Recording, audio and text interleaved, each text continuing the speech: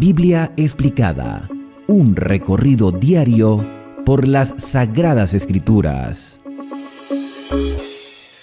Hoy continuamos con el estudio sistemático de la Biblia y hemos llegado al capítulo número 12 de la segunda carta del apóstol Pablo a los Corintios. Como hicimos mención en los videos anteriores, este capítulo pertenece a la última sección de la carta, la primera sección, capítulos del 1 al 7, donde Pablo menciona la importancia del ministerio apostólico dirigido por el Espíritu Santo. En los capítulos 8 y 9, la relevancia de ser generosos colaboradores en nuestras posesiones materiales con aquellos hermanos más desfavorecidos, porque también es un privilegio, forma parte de la gracia de Dios. Y por último, Pablo defiende su propio ministerio. En los primeros capítulos, la generalidad del ministerio dirigido por el Espíritu, y en esto su propio ministerio, porque Pablo tenía opositores que tenían conceptos erróneos de él y proyectaban esos conceptos erróneos en otros hermanos, al punto de llamar incluso a Pablo un hombre loco o un hombre que quería defraudar a la hermandad buscando su propio bienestar. Pablo dio evidencias que todo eso era falso y que su apostolado estaba tan fundamentado en las convicciones bíblicas como el resto de los apóstoles que había conocido al Mesías en persona. Y Pablo había tenido un encuentro con el Mesías. Pero hay una particularidad en este capítulo número 12, porque aunque Pablo muestra y reafirma su amor por los hermanos, incluso por los opositores, deseando una transformación en ellos, porque al final del capítulo 11 Pablo expresa que así como él recibió la conversión, ellos también pueden ser conversos de verdad, teniendo un encuentro personal con el Señor, dejándose guiar por su Espíritu Santo, porque mientras hay vida hay esperanza. Entonces Pablo contaba su propia experiencia cuando lo bajaron con un canasto, lo bajaron por una pared, porque había personas que lo perseguían en Damasco, porque era prácticamente Pablo una amenaza, y había hermanos que, aunque no estaban tan convencidos de la conversión de Pablo, hicieron el favor de ayudarle. Y Pablo también muestra ese amor por quienes se le oponen. Pero Pablo no pierde la oportunidad de demostrar con su testimonio cómo Dios había obrado en él y la experiencia que él había tenido. Pero este capítulo, y vuelvo y repito, este capítulo solo se puede entender a la luz de todo el contexto. Porque nosotros los creyentes, en algunos casos, somos muy sensacionalistas y queremos tener experiencias fantásticas para contárselas a los demás. Yo no sé si a ustedes les ha pasado, si alguien les ha contado o han ustedes mismos expresado en algún momento que hayan sentido que Dios les haya hablado, o han escuchado a alguien que dice: Dios me habló, me dijo tal cosa a través de un sueño, a través de una revelación, a través de algo. Que uno no quiere poner en duda las cosas, pero estamos viviendo en una época de mucho engaño, y Jesús nos dijo: mira que nadie os engañe. Y muchas veces en algunas denominaciones, en algunas instituciones eclesiásticas, como que motivan a que las personas tengan esa experiencia, y si no la tienen es como que si no tuvieran la gracia de Dios, o si no fueran valorados por el Señor. Porque Pablo aquí va a mostrar una manifestación, una revelación, y Pablo utiliza unas palabras que lo hacen reflexionar a uno, porque Pablo, aunque tuvo esa experiencia, él trata de ser lo más humilde por lo posible, como no creyéndose superior a los demás por la experiencia que tuvo. O sea, no puso su ego por delante. De hecho, la manera como él comienza este capítulo, vamos a leerlo, capítulo 12, cuando él comienza dice: ciertamente no me conviene gloriarme, dice el versículo 1. No me conviene gloriarme, o sea, no me interesa la gloria personal, no me interesa el ego. Si yo tengo derechos como apóstol y no los he tomado por amor a ustedes mismos, y cuando pido algo, pido para beneficio de mis hermanos porque me interesa el bien de los demás, a mí no me interesa la gloria humana. O sea, Pablo deja bien en claro eso. No me interesa la gloria humana, no me conviene gloriarme, ciertamente lo digo. Ustedes pueden leerlo en sus versiones y la inclinación de Pablo es dejar en claro que él no tiene intereses personales materialmente hablando, ni está buscando el halago de los demás. Ciertamente no me conviene gloriarme, no me interesa gloriarme. Sigo leyendo el versículo 1. Pero vendré a las visiones y a las revelaciones del Señor. Él dice vendré. Quizás nosotros en nuestro castellano, en nuestra manera occidental de hablar, no tiene mucho sentido la oración. Pero Pablo está diciendo, voy a hacer alusión, voy a comentar sobre las visiones y revelaciones que he recibido del Señor. Vendré, o sea, les voy a contar lo que ha sido mi experiencia. Y cuando él empieza a narrar su experiencia, utiliza la tercera persona, o sea, como si fuera otra persona, como si no fuera él, pero evidentemente es su experiencia. Pablo pareciera que estuviera hablando de otra persona, como en su momento llegó a serlo Juan también, Juan el discípulo amado, que en lugar de decir que él era el discípulo amado, se describía a sí mismo como aquel discípulo que amaba al Señor, pero lo narraba en tercera persona. ¿Cómo se llama eso? Ser humilde. No está hablando de otra persona, está hablando de sí mismo, pero está intentando que la mirada del creyente no se fije en el humano, sino en el Señor. Entonces la revelación es del Señor, yo soy simplemente el instrumento. Versículo 2, conozco a un hombre en Cristo, como hablando de otro, pero es él, que hace 14 años, si en el cuerpo no lo sé, si fuera del cuerpo no lo sé, Dios lo sabe, fue arrebatado hasta el tercer cielo. Hay varios detalles en este versículo. Primero, él coloca una fecha. Esta fecha dice hace 14 años y esta carta aproximadamente se escribió en el año 57 antes de Cristo. Recordemos que el Señor Jesucristo, antes de Cristo no, corrijo, para que después no haya confusión. Esta carta se escribió en el año 57 después de Cristo, o sea, en nuestra era cristiana. Yo dije antes, pero era un error. 57 después de Cristo. El Señor Jesús fue crucificado y resucitado en el año 31. Pablo tuvo su experiencia varios años después y él dice, mira, hace 14 años, un hombre en Cristo, un hombre cristiano converso, tuvo una experiencia de arrebatamiento al tercer cielo. ¿Vale? Es posible que hayan transcurrido 20 años desde su conversión y 14 de esta experiencia. Entonces él utiliza la expresión arrebatamiento al tercer cielo. Fue arrebatado, fue llevado.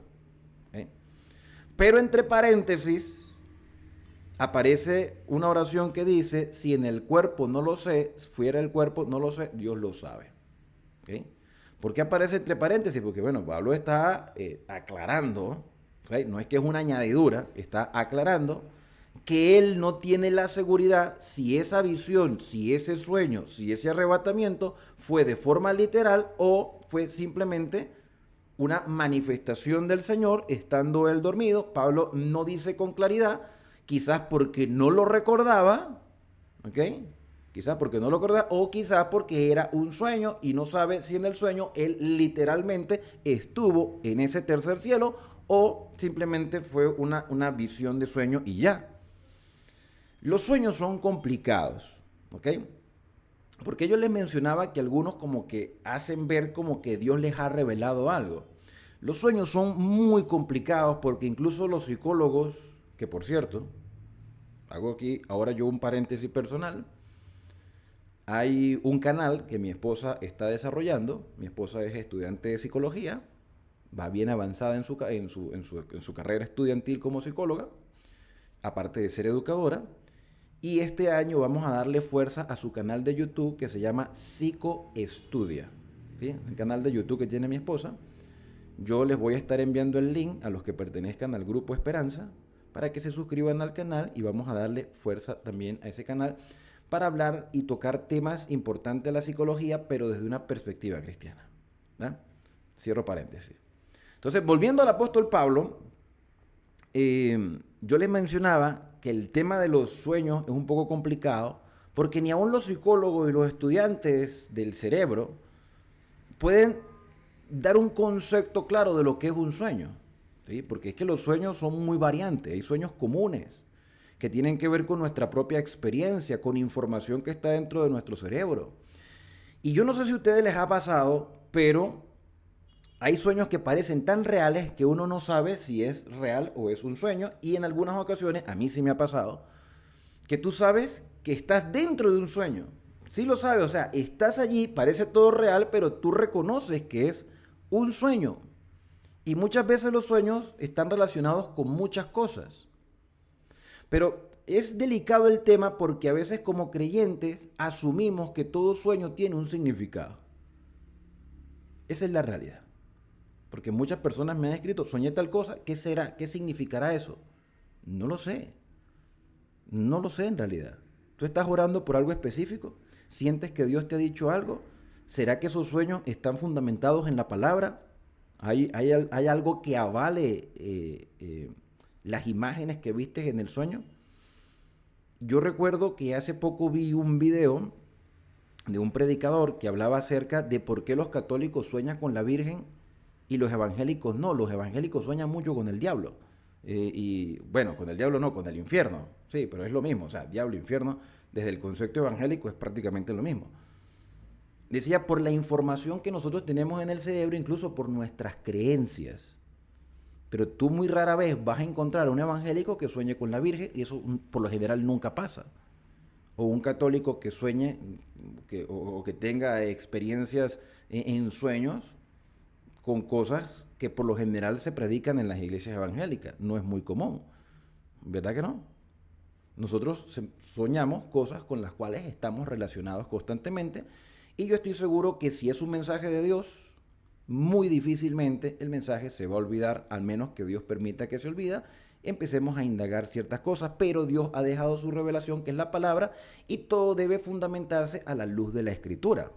Pablo tenía el Antiguo Testamento. Las cartas del Nuevo Testamento no eran parte de la Biblia en el tiempo del apóstol Pablo.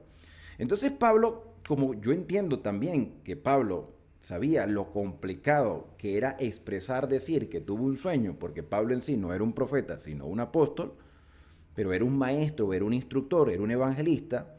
Pablo dice, mira, yo no sé si esto fue en el cuerpo, yo no sé si esto fue fuera del cuerpo, yo no sé, Dios lo sabe, el hecho es que yo tuve esta experiencia. Y lo dice en tercera persona. Conozco uno que lo tuvo. Fíjate, para no sentir o para no expresar como egocentrismo, decir, ah, claro, tuvieron una experiencia. No, bueno, tuvo otra persona, pero lo conozco, no sé con exactitud si en el cuerpo o no. Eso es humildad. Y conozco, versículo 3, al tal hombre, si en el cuerpo o fuera del cuerpo, no lo sé, Dios lo sabe. Siempre exaltando a Dios, Dios lo sabe. Pero conozco a tal persona. Entonces nosotros a veces somos muy egocéntricos. No, tuve una revelación del Señor. ¿Y qué te dijo? Tal cosa. ¿Y por qué no te dijo algo que esté escrito en la Biblia? Para confirmar lo que escrito está. Porque hay pruebas de un verdadero profeta. Sin embargo, yo creo en los sueños, en las visiones y en las revelaciones, pero todo a la luz de un escrito está. Yo no estoy en contra de eso. Yo creo que Dios todavía tiene la libertad y tiene el poder para hablar como Él quiera. Pero nada de lo que Dios revele o asumamos que revela el Señor va a contradecir lo que ya él ha revelado a través de su palabra. Entonces Pablo dice, yo conozco a tal hombre, no sé si en el cuerpo, no sé si fuera del cuerpo, Dios lo sabe, que fue arrebatado hasta el tercer cielo. ¿Y dónde queda el tercer cielo? Mira, es la primera vez que nosotros leemos algo así en la Biblia. Tercer cielo. O sea, nosotros entendemos que Dios pues, está en todas partes, pero Dios ha puesto límite al ser humano. Entonces nosotros pudiéramos decir que el primer cielo es la atmósfera que nosotros vemos constantemente. ¿Sí? Ese pudiera ser el concepto del primer cielo. Lo que tú y yo vemos, como el cielo azul, ¿vale? La noche nublada, el cielo, la expansión.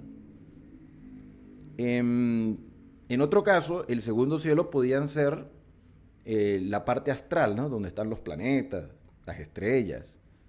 El ser humano no ha llegado a ninguna estrella. Y ahorita estudiando un poco más acerca de cómo funciona nuestro planeta, nos dice, mira, esta cosa, el universo es infinito. Y el ser humano no puede comprender siquiera la magnitud del universo, ni el tamaño de las estrellas, ni las distancias, porque se habla de millones de años luz. O sea, imposible que el ser humano pueda llegar allí con su propia fuerza y su propia tecnología. Entonces pudiéramos hablar de un segundo cielo, donde pues se pueden ver cosas a distancia, pero el hombre no jamás, desde su propia perspectiva, podrá llegar allí. Y pudiéramos entonces hablar de un tercer cielo, que sería los límites que Dios le ha dado al hombre, que nunca podrá llegar, al menos que Dios permita que llegue allí, pero que sería entonces el ambiente donde Dios constantemente mantiene el control de su universo y quizás el lugar donde están los ángeles, no lo sé. El hecho es que Pablo dice que el Señor le permitió ver ese lugar.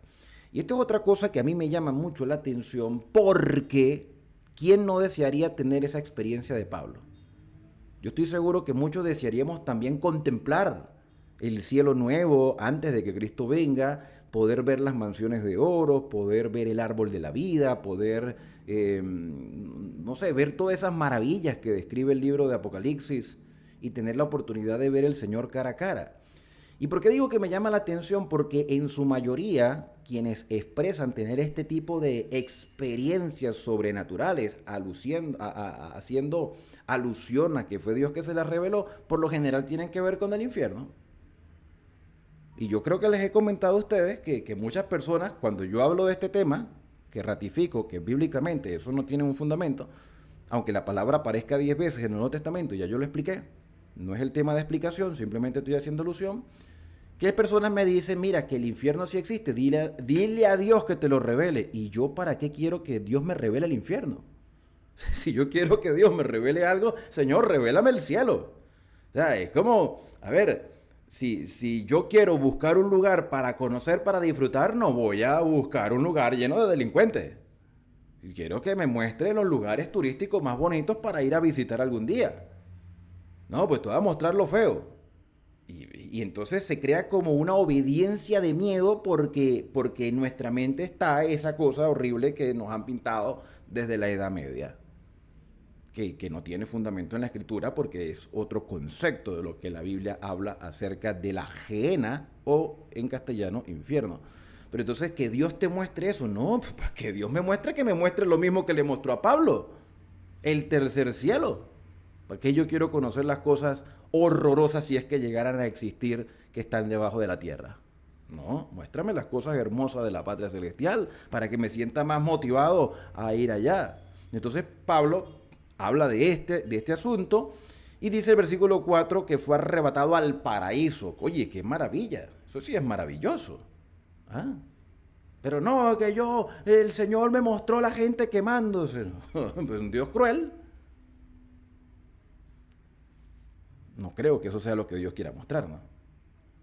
Pero bueno, volviendo a Pablo, Pablo dice que fue arrebatado al paraíso, donde oyó palabras inefables. Ya sabemos que inefable es indescriptible. No hay palabras para expresar lo que Pablo tuvo la oportunidad de escuchar. O sea, Pablo dice, mira, no hay manera de describir esas palabras que no les es dado al hombre expresar. Palabras celestiales, cosas únicas. Del tal hombre me gloriaré, pero de mí mismo en nada me gloriaré, sino en mis debilidades. ¿Sí? Quien tuvo esa experiencia es un hombre privilegiado, pero no para gloriarme. No para una gloria humana como decir, yo soy el más especial de Dios porque Dios me mostró esto. Mira, hombres especiales en la Biblia que recibieron revelaciones de Dios, muchos. Y algunos de esos hombres se perdieron. Se perdieron. Te pongo un caso, te menciono algunos nada más. Balaam. ¿Tú crees que Balaam no tenía comunión con Dios? Por supuesto que sí. Si Dios le hablaba, Dios le habló a Balaam.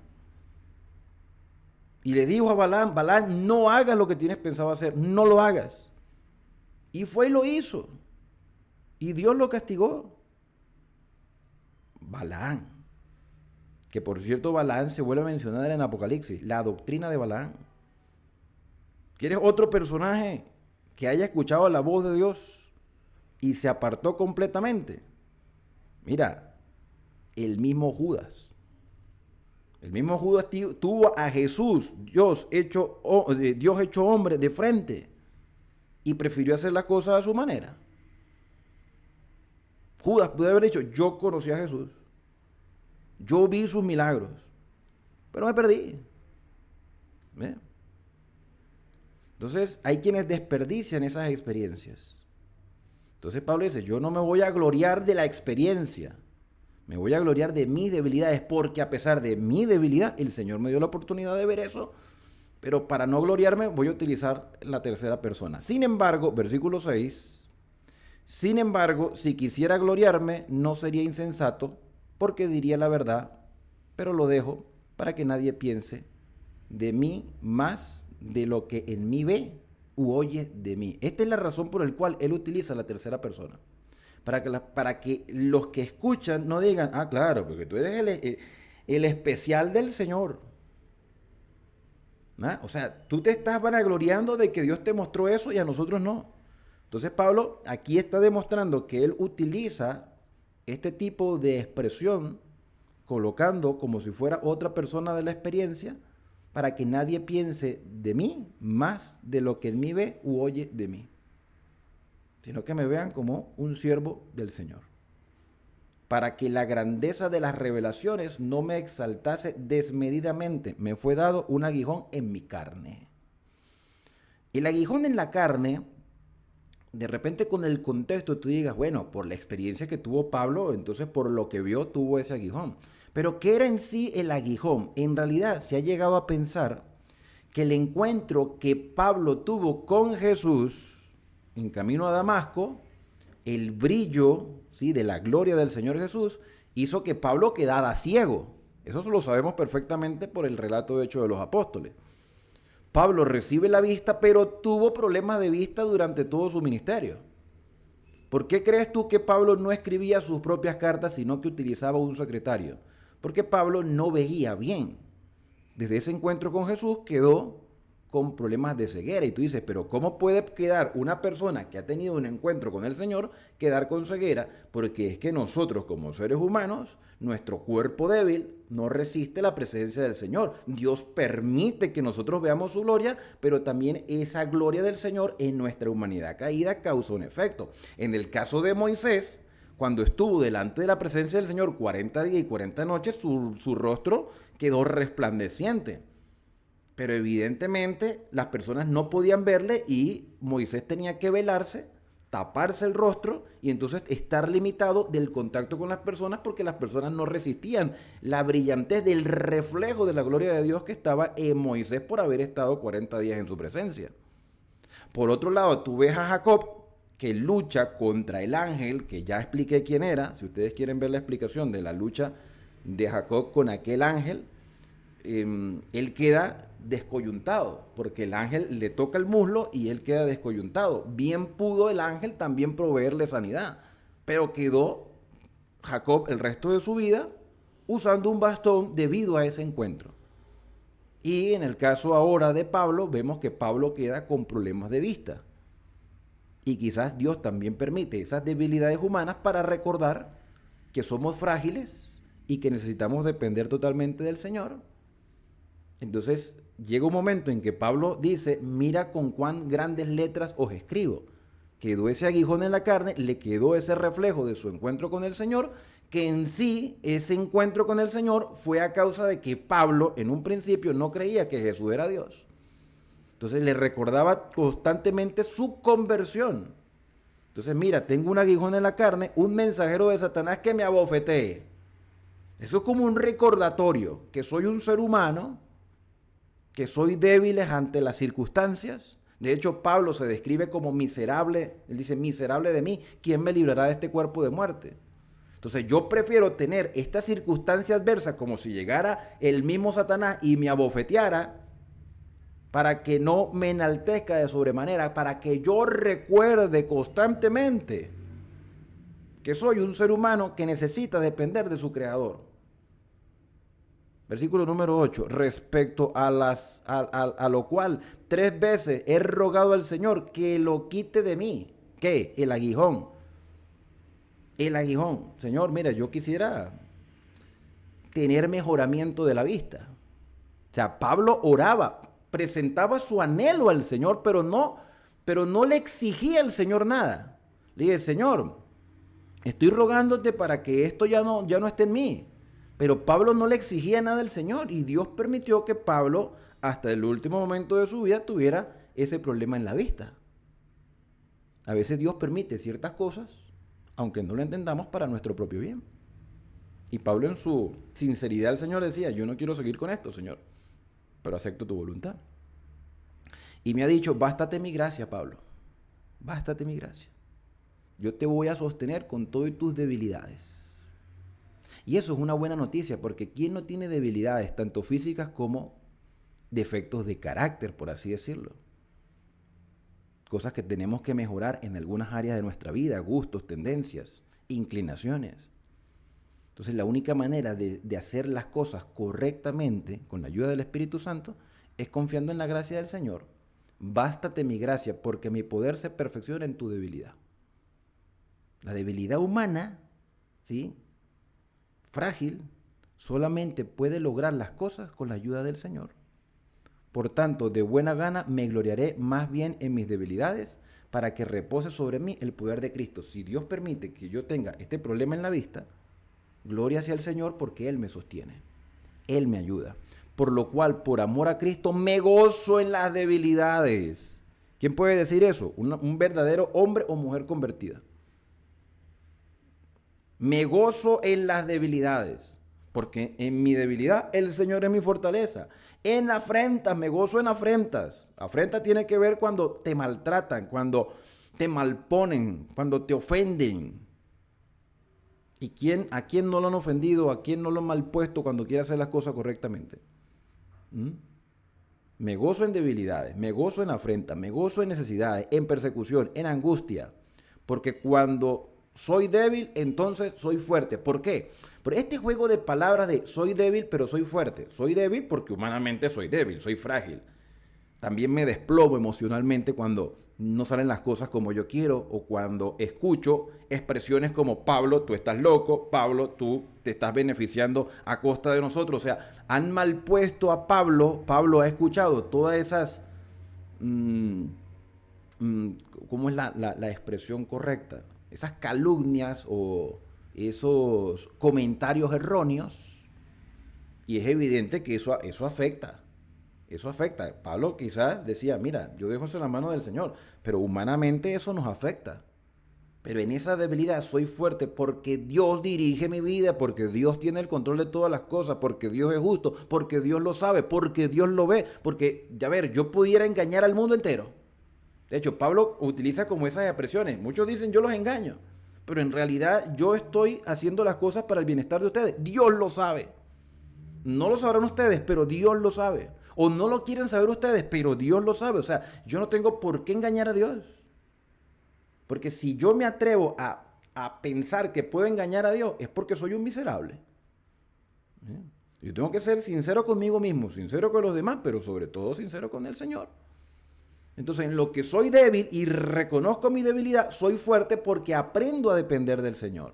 Me he hecho un necio al gloriarme. Si yo llegara a gloriarme, que no creo que Pablo, pero habla como humano, dice, mira, yo me he hecho necio al gloriarme.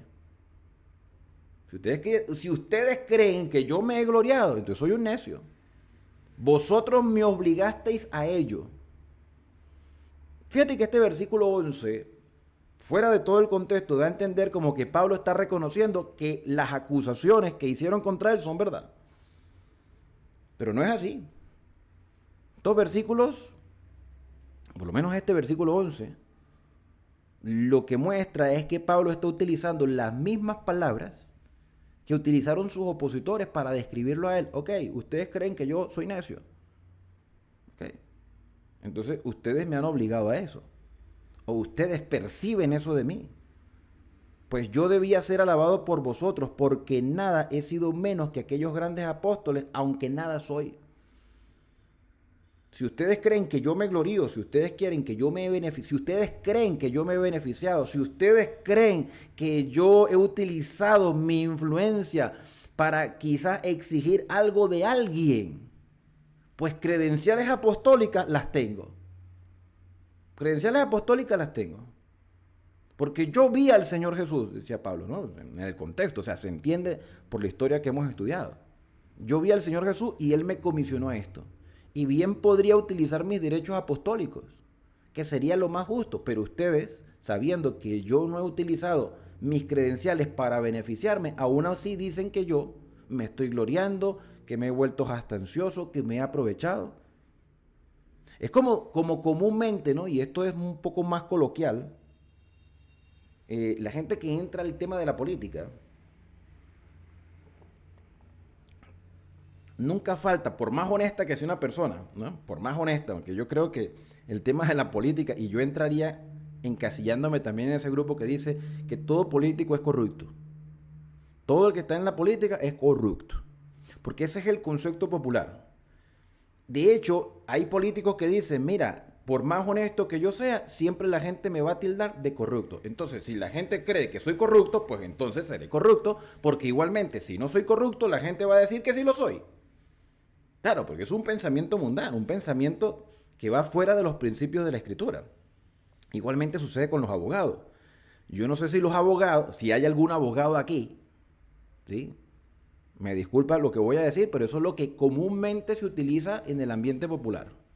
Eso es lo que la gente cataloga, como lo de los pastores. Ya voy a hablar de los pastores. Pero los abogados se les cataloga como ladrones con título. Esa es la realidad. Y puede ser que no lo sean todos, pero popularmente un abogado es un ladrón con título. Eso es lo que la gente dice, eso es lo que la gente expresa, aunque haya abogados sinceros, aunque haya abogados honestos, aunque defiendan solamente la causa justa, siempre la gente popularmente, como dicen de los políticos, político corrupto, abogado ladrón. Y en el caso de los pastores, pues imagínate, ¿qué no se ha dicho? Que son unos ladrones también, que son unos inmorales, que son unos sinvergüenza, que andan con las mujeres de oro. Se dice popularmente, igual como se dice de los curas católicos que son pederastas. Quizás no todos lo sean, quizás es un cuento popular, pero la gente lo dice. Entonces, prácticamente, este versículo que Pablo está diciendo, ustedes me han catalogado así. Si ustedes me han catalogado así, entonces yo soy así, pero para ustedes en su mente. Y aunque yo tenga las credenciales apostólicas, en realidad yo no soy nadie. Porque aún los más grandes apóstoles, incluso por mencionar algunos, Pedro, Santiago, Juan, son simplemente seres humanos. Entonces dice el versículo 12, con todo las señales de apóstol han sido hechas entre vosotros en toda paciencia por señales, prodigios y milagros. Ustedes sí han visto cómo Dios ha obrado a través de mí y a través de sus siervos, pero esto no es nada. Porque el poder no está en nosotros, el poder está en el Señor. Porque ¿en qué me habéis sido menos que las otras iglesias, sino en que yo mismo os he sido carga? O sea, mira, todas las iglesias tienen sus problemas particulares. A todas se les ha intentado ayudar desde su nivel. Pero es triste que ustedes piensen que yo he sido una carga. Y si yo he sido una carga para ustedes, como algunos hacen entender que yo he sido una carga pensando que he abusado de mi responsabilidad apostólica, entonces perdonadme este agravio. Fíjate que Pablo es tan humilde, le dice, si ustedes consideran que yo he sido gravoso, aunque yo no he utilizado nada para beneficiarme, entonces perdonadme este agravio. Pero yo estoy seguro que no les he hecho un daño, pero si es así, hermano, bueno, aquí les pido disculpas públicamente. Pero esa jamás ha sido mi intención. Eso lo está expresando Pablo más o menos con esas palabras. Versículo 14. He aquí por tercera vez estoy preparado para ir a vosotros. Si algunos piensan que yo simplemente escribo cartas y no estoy allá de cuerpo presente, mis planes es ir a ustedes por tercera vez. Las dos primeras veces, los dos viajes misioneros, Pablo quería ir la tercera vez. Porque no busco lo vuestro, hermano. Mire, esta es la sinceridad. Yo no busco lo vuestro.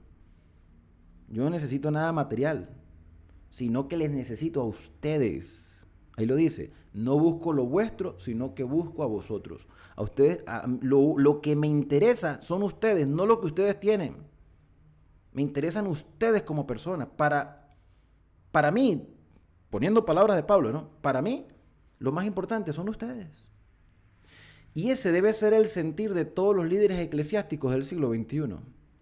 Lo más importante son las personas. Cristo no vino a morir por estructuras eclesiásticas. Cristo no vino a pagar para que otros simplemente se valieran de cargos y responsabilidades y se lucraran por lo que Cristo hizo. Cristo vino a dar su vida por los seres humanos. Y los dirigentes que dicen amar al Señor y dicen hacer la voluntad del Señor deben ayudar a crecer espiritualmente a toda la hermandad. Yo no busco nada de ustedes. Yo los busco a ustedes.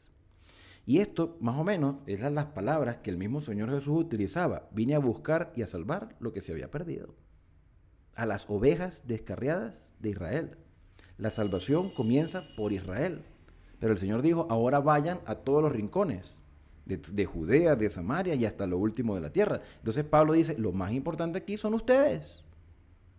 Pues no deben atesorar los hijos para los padres, sino los padres para los hijos. Y Pablo se consideraba un padre espiritual para ellos. Entonces no es el hijo el que mantiene al padre. O sea, ustedes como feligreses no tienen nada que darme a mí. No les estoy pidiendo nada. No les estoy pidiendo nada.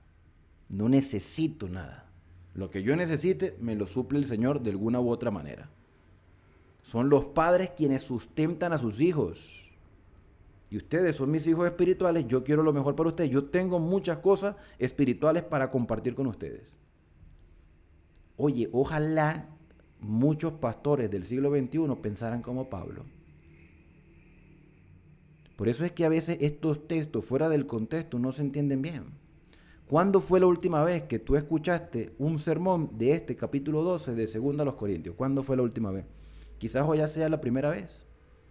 Pero esto es un mensaje que va directo a los dirigentes. Pablo estaba mostrando cuál era la responsabilidad de un verdadero líder. Darse por sus hermanos. Versículo número 15. Y yo con el mayor placer gastaré lo mío, y aún yo mismo me gastaré del todo, por amor a vuestras almas, porque amándoos más, sea amado menos. Aunque amándolos más a ustedes, yo venga a ser despreciado. Dios sabe que lo que he hecho, lo he hecho de corazón. Voy a gastar lo que tengo por ustedes. Voy a gastar mi tiempo, mi capacidad, mi fuerza, mis recursos, con tal de que la iglesia mejore cada día más. Esto es un verdadero pastor, hermano. Nosotros no. Nosotros somos egoístas, pero Pablo en su conversión demostró que tenía interés por las almas. Y aunque él los amaba más, él sentía como que la iglesia lo amaba menos. A veces pareciera que nos gustara esos dirigentes agresivos, insultadores, que están ahí exigiéndole constantemente, porque sí, hay unos sinvergüenzas que tienen poder y abusan del poder y ofenden a la hermandad. Nosotros no estamos para eso, estamos para ayudar a crecer a la hermandad. Pero admitiendo esto, que yo no, versículo 16, yo no sea carga, sino que como soy astuto, os prendí por engaño. Mira, este versículo 16, para mí fue particularmente difícil entenderlo. Tuve que leerlo varias veces. Pero la respuesta siempre es la misma, ¿no? El contexto. O sea, porque tú agarras este versículo fuera de todo contexto y tú asumes que Pablo está reconociendo que fue un astuto y engañador de los hermanos. Fíjate lo peligroso que es leer los versículos fuera del contexto. Admitiendo esto, yo no he sido carga para ustedes, sino que como soy astuto, os prendí por engaño. Pablo está reconociendo que le hizo daño a la iglesia. No, eso es lo que la gente piensa, o eso es lo que algunos piensan. Ustedes dicen que yo soy un astuto que los engaña. A ver, ¿en qué les he engañado? ¿En qué les he engañado? ¿Les he quitado algo? ¿Les he pedido algo? ¿Tienen menos que ahora? ¿Son peores cristianos gracias a mí? Ah, pero como según yo soy astuto y los he prendido por engaño, entonces hagan una evaluación si yo les he quitado algo a ustedes o les he disminuido sus convicciones, o la iglesia se ha fragmentado por culpa mía. O sea, lo que la iglesia está viviendo de esas divisiones de uno soy de Apolo, soy de Pablo, otro soy de Pedro, es causa mía. Yo les dije a ustedes que me siguieran a mí, que dejaran a Pedro a un lado. Hermanos, hay que evaluar, hay que analizar. Y por eso es que en el versículo 17 dice, ¿acaso os he engañado por alguno de los que he enviado a vosotros? ¿O será que yo envié a alguien para causar ese tipo de división y controversia? Que de hecho hay iglesias que sí lo hacen. Hay iglesias que se envían mensajes y malponen a algunos hermanos. O sea, hay falta de prudencia. Pero Pablo está diciendo, a ver hermanos, evalúen. Yo soy engañador. Yo soy astuto. Yo me he aprovechado de ustedes. Yo envié a alguien para que se aprovechara de ustedes. Versículo 18. Más bien rogué a Tito y envié con él a el hermano. Un hermano. El hermano ese que iba a recoger las ofrendas. Que parece que era un adorador. Yo envié un hermano. ¿Os engañó acaso Tito? Tito falla con mentiras. Tito les hizo algún daño. Tito se aprovechó de ustedes. Tito les robó. Tito dividió la iglesia. Vamos a ver si tenemos respuesta para estas preguntas. ¿No hemos procedido con el mismo espíritu y en las mismas pisadas? ¿No hemos tenido Tito y yo el mismo sentir por el bienestar de ustedes? Hermano, hay que evaluarse. ¿Pensáis aún en que nos disculpamos con vosotros? ¿Tenemos nosotros que pedir disculpas? Bueno, les acabo de pedir disculpas, pero ¿tenemos necesidad de hacerlo? ¿Por algún tipo de agravio que hayamos hecho? Delante de Dios en Cristo hablamos y todo muy amados por vuestra edificación, nuestro más grande interés en el nombre de Dios y en el nombre de Jesús. Y Dios es testigo que lo que decimos y lo que hacemos es por amor para que ustedes crezcan, para que les vaya bien. Pues me temo que cuando llegue, y es una perspectiva muy humana mía, decía Pablo, me temo que cuando llegue no os haya siendo como quiero. O sea, que yo esperando que ustedes estén unidos, perseverantes, constantes, fieles, aún en medio de la apostasía, aún en medio de la inmoralidad, me temo que no los halle como quisiera hallarlos. Tengo ese temor, porque es un temor humano normal. Y sea hallado de vosotros cual no queréis, porque voy a tener que decirles cosas fuertes. Yo espero que no, espero que el Espíritu Santo haga su trabajo, que haya entre vosotros, que espero que no haya, pero pareciera que voy a encontrar estas cosas, que haya entre vosotros contienda, envidia, ira, divisiones, maledicencia, o sea que dicen maldiciones con la boca, ¿no? Pronuncian palabras inadecuadas, murmuraciones, soberbias y desórdenes. Y es como si Pablo le estuviera diciendo, yo les enseñé eso. Yo les enseñé a tener contienda, yo les enseñé a ser envidiosos, yo les enseñé a ser iracundos, yo les enseñé a decir malas palabras, a murmurar, yo enseñé eso. Pero me temo que voy a encontrar eso. Y eso no es lo que yo quisiera para ustedes, y mucho menos lo que Dios quiere para su pueblo. Versículo 21, que cuando vuelva me humille Dios entre vosotros y quizás tenga que llorar por mucho de los que antes han pecado y no se han arrepentido de la inmundicia y de la fornicación y de la lascivia que han cometido. Mira dos cosas que aparecen en este versículo. Que cuando venga me humille Dios. Ojalá Dios permita que lo que yo estoy sospechando no se dé. Porque yo sospecho que cuando llegue voy a encontrar una iglesia dividida, cosa que no quiero. Pero me estoy sospechando por las cosas que he escuchado. Hay hermanos muy fieles, pero hay un grupito de divisores. Y me estoy sospechando que ellos están haciendo daño. Demasiado daño. Y creo que me voy a conseguir esta circunstancia. Dios me humille y que eso no sea así. Pero quizás tenga que llorar por muchos de los que antes han pecado y no se han arrepentido. Pero creo, en mi posición humana, que me va a tocar que llorar por ustedes, porque yo los amo y no quiero eso para ustedes. Y me da pesar de que hay algunos que no se han arrepentido y están en inmundicia, están en fornicación, están en lascivia. Lascivia tiene que ver con la inmoralidad sexual. y las han cometido y las siguen cometiendo, y espero no encontrarme con eso, pero si me encuentro con eso, pues tengan la seguridad que voy a llorar con tristeza como un padre llora por sus hijos, pero voy a ser firme también en las cosas que tenga que decir. Y no para una gloria personal, sino para la gloria de Dios. Pablo termina esta disertación y cada vez me convenzo que Pablo siempre, en su sinceridad, quiso lo mejor para estos hermanos, a quienes llamó santos al inicio de las cartas, pero que lamentablemente estaban influenciados por un pequeño grupo de hermanos no conversos, o que tenían un concepto erróneo de Pablo, pero Pablo no dejaba de amarlos. Porque cuando uno ama a alguien de esa manera, que quiere lo mejor para esa persona, por más que nos malpongan, es porque el Espíritu de Dios ha obrado en nosotros. Y si nosotros no hemos pasado todavía por esa experiencia que pasó Pablo, quizá nos toque que decirle: Señor, permíteme poder tener esa esperanza que tenía Pablo de ver esa conversión en aquellos opositores. Pero bien Pablo mostró su humanidad, como yo la estoy mostrando, de que muy difícilmente las personas van a cambiar. Pero tú los puedes cambiar, porque la gloria no es humana, la gloria es tuya. Y tú eres el que convences de pecado, justicia y juicio a través de tu Espíritu Santo. Cuando yo entiendo que soy débil, pero que mi fortaleza está en el Señor, y el Señor puede fortalecer a otros que están también en debilidad, nuestra fe se fortalece más y podemos vivir con esperanza, porque la esperanza es lo último que se pierde.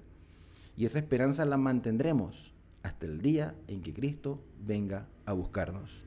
Mi conclusión: Pablo amaba muchísimo a la iglesia de Corintio. Quería lo mejor para ellos, y yo, como hermano tuyo, quiero para ti la bendición del cielo. Así que Dios te bendiga y te guarde. Que haga resplandecer Dios su rostro sobre ti y que tenga de ti misericordia. Que el Señor alce sobre ti su rostro y ponga en ti paz. Quiero invitarte a que me acompañes al próximo capítulo, en un próximo video, para culminar toda la carta de segunda a los Corintios. Así que suscríbete al canal si aún no lo has hecho y compártelo con otras personas para que ellos también puedan vivir con esperanza. Biblia explicada, un recorrido diario por las Sagradas Escrituras.